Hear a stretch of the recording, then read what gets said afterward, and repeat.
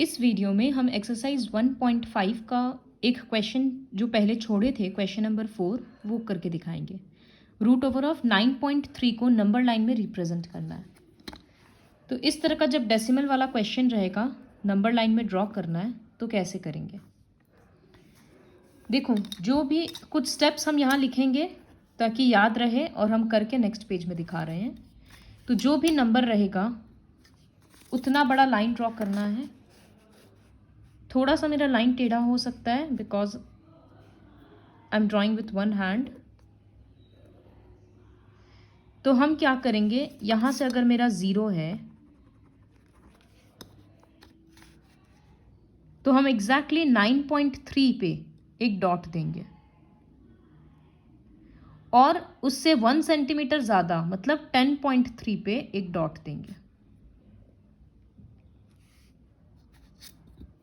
Okay, so I will write draw a line segment and mark 2 points at 9.3 units, centimetre नहीं लिखकर हम units लिख रहे हैं, एंड 10.3 यूनिट्स।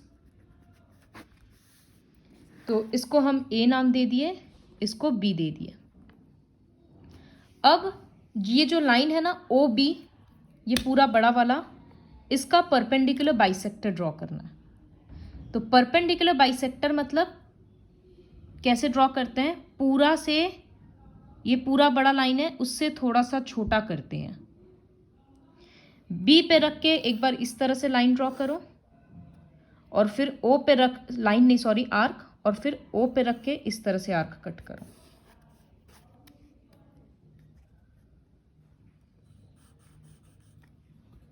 तो एक बार फिर से बताएं कि ओ बी का परपेंडिकुलर बाइसेक्टर ड्रॉ करना था।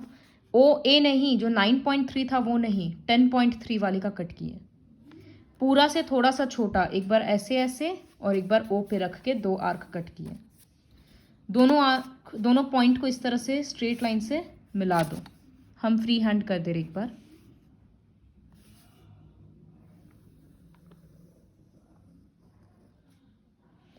इसको नाम दे रहे हैं सी। तो मेरा सेकेंड स्टेप क्या हुआ था? Draw the perpendicular bisector of O B. Third step होगा take C as centre and draw a semicircle. मतलब इस तरह से सी पे सेंटर लिए और ओ सी को रेडियस बनाए हैं। जितना ओ सी होगा ना उतना ही ओ बी होगा। क्यों? क्योंकि ये परपेंडिकुलर बाइसेक्टर है ना, इसका मतलब ये दोनों इक्वल हिस्सा में है, क्योंकि वो बाइसेक्ट हो रहा है, और यहाँ पर 90 डिग्री है। इसी वजह से हम लोग बाइसेक्टर ड्रॉ किए थे। तो इस तरह से ओ सी रेडियस लेकर हम एक सेमी सर्कल ड्रॉ कर रहे हैं। वो थोड़ा सा इधर से ज़्यादा हो गया।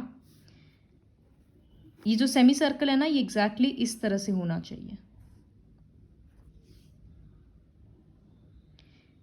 तो यहां पर take C as centre and O C as radius. बहुत बार क्या होता है कि ये जो सेमी सर्कल है ये बी से क्रॉस नहीं कर रहा है, उसके पहले या उसके बाद हो जा रहा है, तो वो मिटाकर दोबारा करना पड़ेगा इरेज करके, क्योंकि एग्जैक्ट पूरा ओ और बी दोनों को टच करना चाहिए। अब ये वाला जो पॉइंट है ना ए, यहां से एक लाइन ड्रॉ करो जो सेमी सर्कल को टच करेगा। ये वो लाइन है।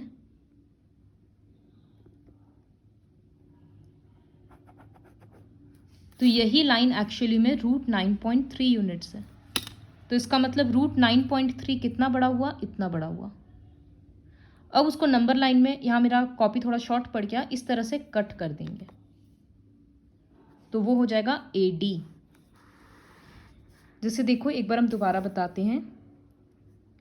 एक बार हम ओ और ए ये 9.3 यूनिट्स पे दिए,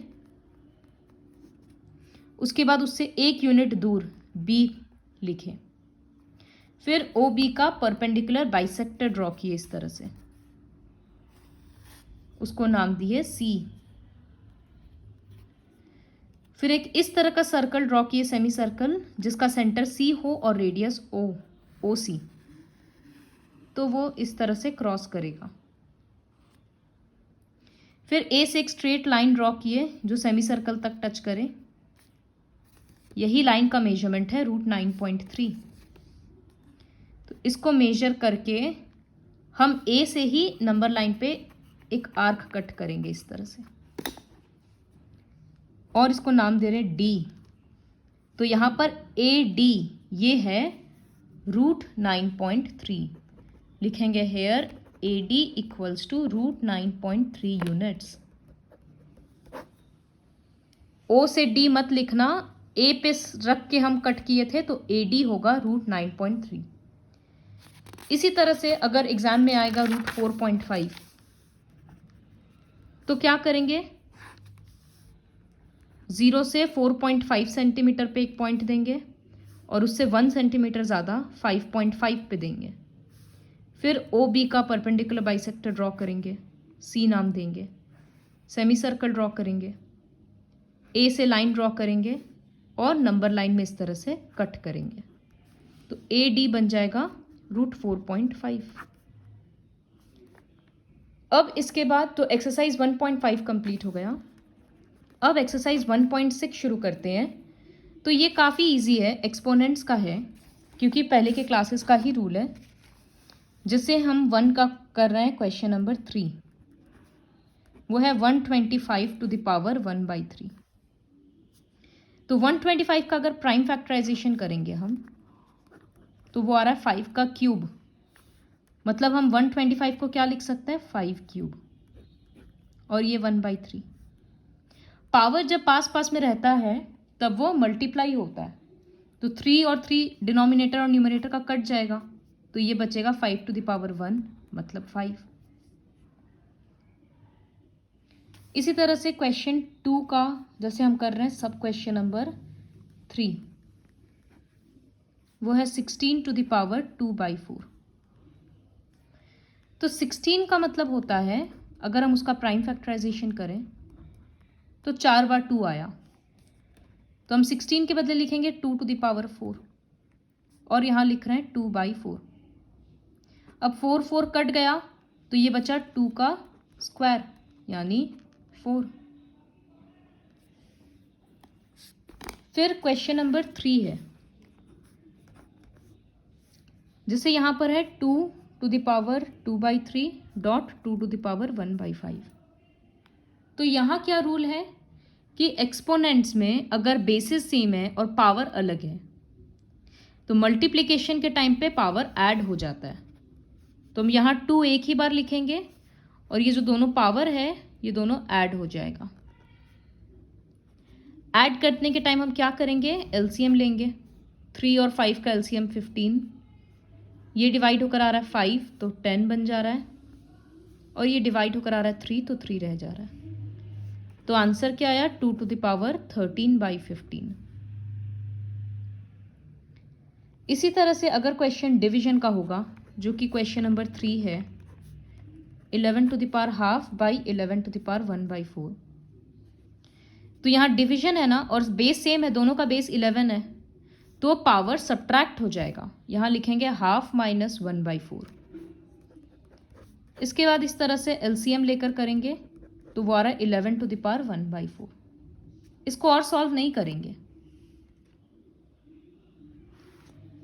क्वेश्चन नंबर 2 है, इसमें 1/3 to the power 3/7 to the power 7। तो जब पावर पर रहता है इस तरह से, तो इसका मतलब वो पावर टू पावर मल्टीप्लाई होता है। तो यहाँ 1 का पावर 7 दे देंगे और यहाँ 3 का पावर 21 दे देंगे। अब 1 का तो कितना भी पावर 1 ही रहेगा ना, तो इस तरह से आंसर लिखेंगे। अब एक लास्ट 4th क्वेश्चन है, 7 to the power half into 8 to the power half. Dot का मतलब इंटू होता है। तो यहाँ तो बेस सेम नहीं है, ऊपर वाले क्वेश्चन में बेस सेम था। तो जब बेस अलग होता है और पावर सेम होता है तब क्या करते हैं हम लोग, इस तरह से लिखते हैं, पावर को बाहर में एक बार लिख देते हैं। यहाँ पर ये मत सोचना कि हाफ और हाफ को ऐड कर देंगे, क्योंकि बेस अलग है तो बेसेस मल्टीप्लाई होगा और पावर एक ही बार रहेगा। तो ये बन जाएगा 56 टू द पावर हाफ।